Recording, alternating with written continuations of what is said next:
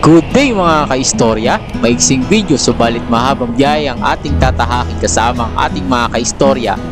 Dito sa Jollibee na may katabing Shell or tinatawag na Shelby ang aming meetup along Marcos Highway. Good day mga kaistorya, pupunta tayo ngayon sa along Marilaki. Bisikleta tayo, medyo maulan lang ngayon ang panahon. So samahan nyo kami mga kaistorya. Bali 6 na bisikleta.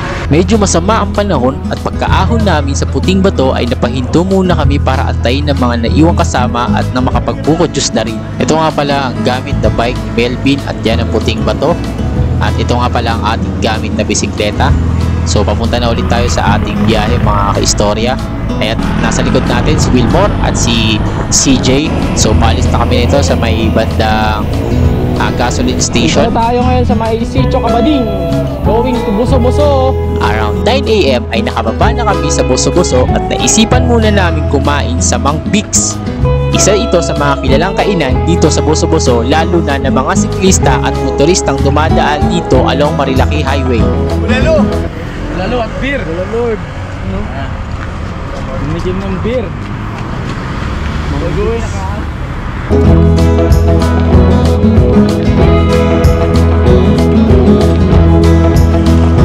Balik tayo sa kalsada mga kaistorya. Bali dito na tayo ngayon sa may Palo Alto. Nakalagpas lang natin ng Buso-Buso. Medyo maulan ang panahon ngayon, pero ito yung medyo maganda-ganda dahil hindi masyado nakakalaspag pagkaahon dito sa Sierra ng maulan.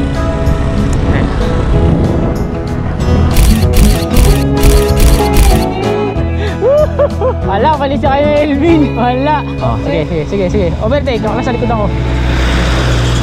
Uy! Ito na. 1 down, 2 down.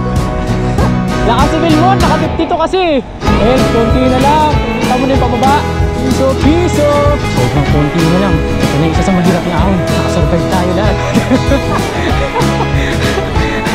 Handa mo, naka-video ka.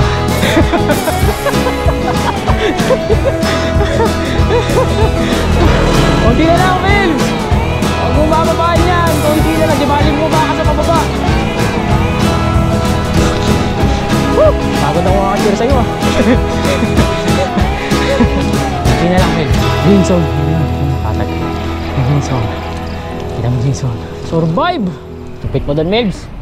Ito muna kami dito sa pakakalagpas lang namin ng Garden Cottage. Minto muna kami dito. Survive naman ang ating mga kasama. Puwera lang dito. Yan, survive naman kami lahat. Medyo masama ang panahon pero okay lang. Kasi medyo hindi nakakalaspag dito. Nakakaano na tayo eh. Wait lang, check natin. 33. Yan, pahinga muna sila. Nagpatuloy ang ating pagpadyak along Marilaki Highway.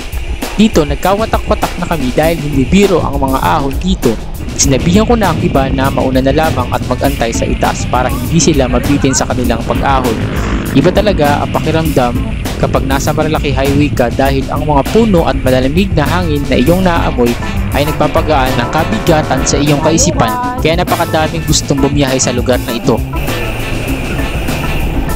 Habang minuto! Bakit mo na pinapahirapan?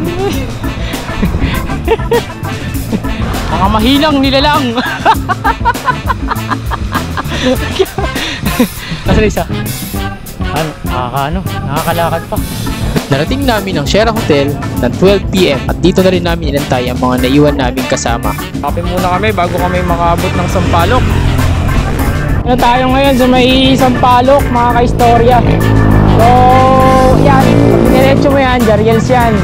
Tapos ito, kakanan tayo para sa Morong. Time check, nakaka 3 hours na kami bumapadyak. Tapos 50 kilometers, nakakalahati na kami. Ito muna tayo mga istorya. May along sa Palo, kain muna. Pangalawang kain na namin.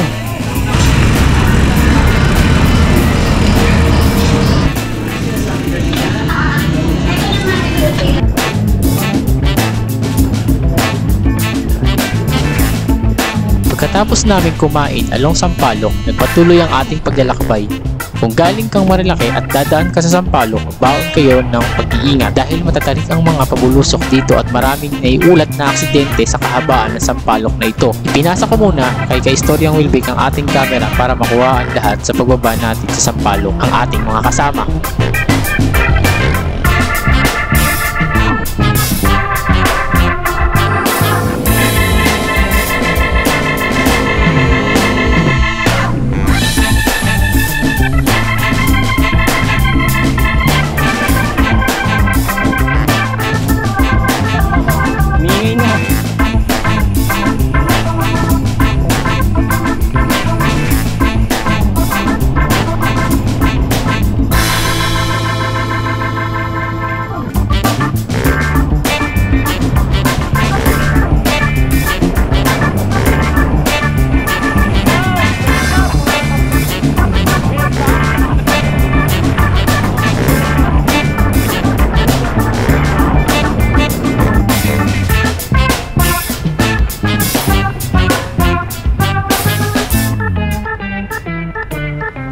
PM, nakarating na kami ng 7-Eleven Cardona Poblacion, Morong Rizal. Nakaka 80 plus kilometers na kami sa pagkakataong ito at 9 na oras na kaming nasa kalsada. Meron na lamang kaming 20 plus kilometers at 2 to 3 hours na biyahe depende sa traffic along Agono at Binangonan. Shoutout nga pala kay CJ, bayaw ni Melvin at Melvin, at pati na rin kay Wilmore at Wilbeck sa pagsama sa biyaheng ito. Ayun mga ka-istorya, dito na tayo ngayon sa may Binangonan. So matotal, naka 100 kilometers ang total ng ating biyahe at 12 hours. Inabot na kami ng hapon dahil hindi inaasahan ng ating mga nakasama ang ruta ng Sierra Madre Loop. Kaya madami-dami ang naging pahinga namin.